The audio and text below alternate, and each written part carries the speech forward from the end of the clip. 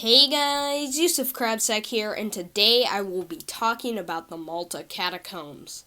Real quick, I just want to make an announcement, well really two announcements. The first one is that this video was inspired by Wendigoon, a very awesome channel. I will link him down in the description of this video.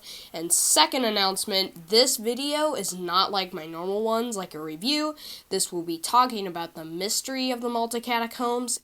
Alright, let's go ahead and start it.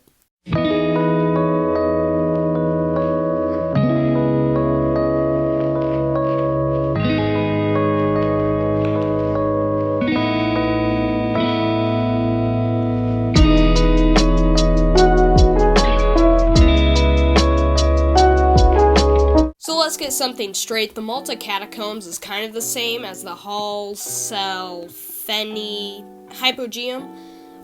I can't really pronounce that. The Malta Catacombs is a collection of different catacombs, but for the sake of simplicity, and I can't pronounce that name, I will just be calling it the Malta Catacomb. The Malta Catacombs were discovered in 1902 when a group of workers were investigating a part of the ground for new housing development, when one of the workers accidentally broke through the roof of the catacomb. At first, the group of workers wanted to keep it secret, but eventually it was found out. I can't seem to find out how the Malta Catacombs were discovered after the group of workers found it and kept it a secret. But if you guys know, please tell me in the comments, because there is nothing on it. And I also just want to say, if I were the workers, I would be like, hey, let's release this to the public. This is really cool. I don't know why you would want to keep that a secret. I wouldn't. That's pretty cool. Maybe they thought there was some type of hidden treasure and they only wanted it for themselves. So if they shared it with the public, then they wouldn't get the money and the government would, which I can understand, but there was only artifacts. There wasn't really treasure. After the Malta Catacombs were released to the public in 1902, so just a little bit after the workers discovered it, a group of researchers went on a little adventure down into the catacombs, and what they were about to find was going to change everything. What they found were 7,000 alien skulls, and the reason for them to be deemed alien skulls is because their heads were extremely elongated. Now, of course, the people of Malta were skeptical of this find, because there was an African tribe known as the Mangbitu, who had extremely long skulls, due to purposely binding their head, making it look alien-like. But what I think disproves this not alien skull claim is this. Oh, and just a side note, I just realized after writing the script for this video and researching, not only the claim that I'm about to read to you, how that disproves that they're not alien skulls, but also why in the heck would there be 7,000 African tribe skulls in Malta, Italy? That just doesn't make sense to me.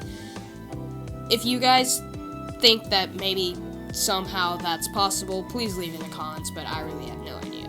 Sometime before the breakout of World War II, a researcher by the name of Louise Jessop explored the hypogeum with some of her friends after 30 children had gone missing.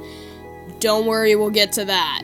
Louise convinced the tour guide to allow her to explore one of the burial chambers, but before she could run off and do it, the tour guide stated to do so at her own risk. Louise crawled through the passage that led to the burial chamber and emerged onto a ledge into a seemingly bottomless cavern. Another ledge across the chasm led to an entrance on the far wall.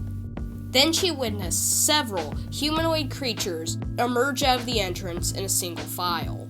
Noticing her, the creatures lifted up their arms and extended them towards her. Then a violent wind blew out the candles she had lit. Then all of a sudden, a hairy, slimy creature brushed past her, and Louise bolted out of the cavern. Eventually, Louise returns to the catacomb, but the burial chamber she had entered last time was boarded up. She asked the tour guide where the one she had before was, even recounting its name. But the tour guide said that man had never even worked here. Now, don't worry, I know you have a lot of questions probably, and I'll get to some conspiracy theories, ones that seem pretty reasonable, and ones that are completely far out there. But for now, I just want to talk about the missing children. Like I said, the children had gone missing before Louise went for her little adventure in the hypogeum. So sometime before the breakout of World War II. According to National Geographic, a class of children and a teacher had descended into the catacombs for a school field trip. Oh yeah, and just another side note, I would have had to pretend to be sick that day, so I couldn't go to that field trip because there's no way somebody's gonna drag me down to those Malta Catacombs. Even if nothing weird had happened yet, that's just sussy-wussy, man. Anyways, the class of children and the teacher wound up going missing. So the town of Malta decided to put together search parties to find the children and the teacher. But nothing was found. But where it starts to get interesting is the search parties decided to bring in the mothers of the missing children, and whenever they entered into the catacombs, they would hear the screams of their children. And when I say screams, these aren't your average, ooh, scary, Scooby-Doo, I'm a ghost, screams. These were full-on, blood-curdling, terrifying screams. Where the screams were coming from was never located.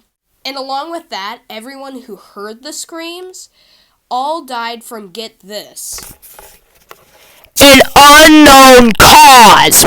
And also, I just want to say, this article from National Geographic is pretty old. It's from around the 1930s, 1939.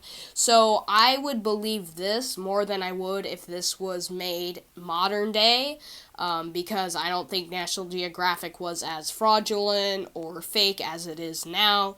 A lot of people are saying that these stories of the children screaming are fake, but I really doubt it. Alright, now it's time for the fun part, the conspiracy theory. So the first theory isn't really a theory, but it's a thought, but I thought it was very interesting, so I guess it's kind of a theory. A commenter by the name of Dread Pirate F. Douglas posted to r/humanoid encounters stated that the weird creatures that Louise saw sounded very similar to the humanoid creatures that captured a few children in a Missing 411 case. And a real quick note, I want to explain what Missing 411 is real quick for anyone who doesn't know. Missing 411 is a group of people who have made documentaries and YouTube videos and much more, talking about strange and mysterious missing cases. I'm going to go ahead and link some videos talking about Missing 411 and what it is more in depth, and some Missing 411 documentaries and videos, because this is just so interesting, and if you're like me and you really like hearing and researching about strange missing cases or strange creatures in the forest that are true, which is also really cool, so if you're like me and you like that, then I highly recommend these. And also, fair warning, they will keep you up at night probably, but they are a great adrenaline rusher and just super interesting, and I highly recommend them. And also, I'm not sponsored by them, but they just need a lot of support because they do some pretty amazing stuff, some pretty amazing work and investigation, and I think they're super cool. So go ahead and click this link, these links, I guess, in the description, because they're just super awesome. Another commenter replied to Dread Pirate, who went by the name of Raise Your Spoon for War, stated, "Exactly what I was thinking. I can't shake the feeling that the world's unexplored/inaccessible caves are linked to disappearances worldwide, not just those in the Missing 411 cases." End of quote. I do think Raise Your Spoon for War has a great point, and Missing 411 can't cover every single strange missing case out there. And what's really interesting is that these cases usually involve caves that are inaccessible, only to higher ups though, usually. And another theory I have, this one's more far. Hey guys, Future Editing Crabsack here. I just want to make a quick note. The reason why I said and another theory I have is because I deleted the first theory that I shared with you guys in the video. It never got out there because while I was editing this, at the time it made sense to me, the theory, but then I noticed, okay, that theory doesn't make any sense, that's really stupid, and I'm not even going to put it in the video. So, at the time of the recording, I thought I was going to have a theory that I already shared with you guys, but I deleted it because it was really stupid, and so yeah, enjoy this second theory of mine. Okay, bye. There and shorter is that the creepy creatures that Luis saw were actually escaped SCPs from the government. I know it's far out there, but I think it's cool to think about. And if you're watching and you're thinking, what in the fart is an SCP? Basically, they are these weird, creepy, alien-like creatures that the government made. It's mostly creepypasta based, but I think they're kind of cool. And the final theory for the video, the farthest one out there, this is one I did not make up. Yes, this is real. Basically, the theory goes is that the Malta Catacombs are a gateway for demons and creepy creatures to crawl out of the inner world, where Hitler still lives. And that this gateway for these creepy creatures to come out of isn't just one, but one out of many. And I could do an entire video about this theory, but that's pretty much all the information I could get, because the funny thing is that while searching about the Malta Catacombs and researching about it, I wanted to do this theory again to get some more information.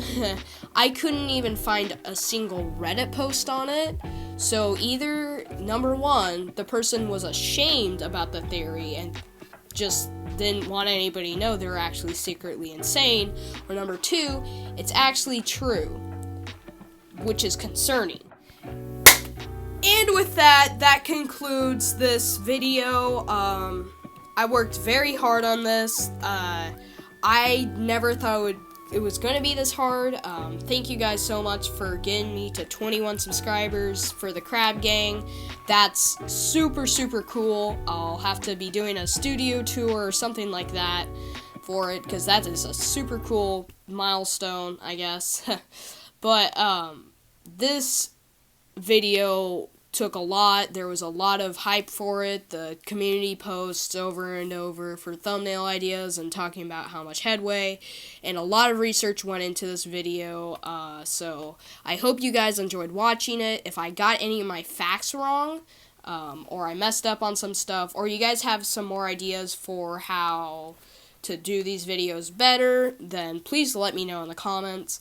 And like I said, all the links for the videos that I talked about will be in the description. And yeah, that's all for today's video. Thank you guys, if you are still watching, for making it this far. Yeah. Hopefully I'll do more of these. I was thinking about doing one on the meowing nuns, if that would be interesting to any of you guys. I think these mystery videos are really interesting. I love watching Wendigoon do videos on that. Like I said, I'll link his channel in the description. Hopefully I'll do some more, and yeah, that's all for today's video. Make sure to stay cool, and peace out.